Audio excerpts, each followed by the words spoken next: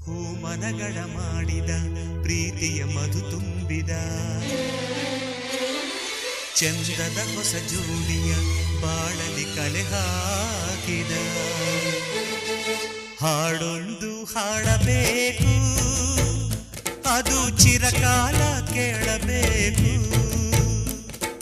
ಹಾಡೊಂದು ಹಾಡಬೇಕು ಅದು ಚಿರಕಾಲ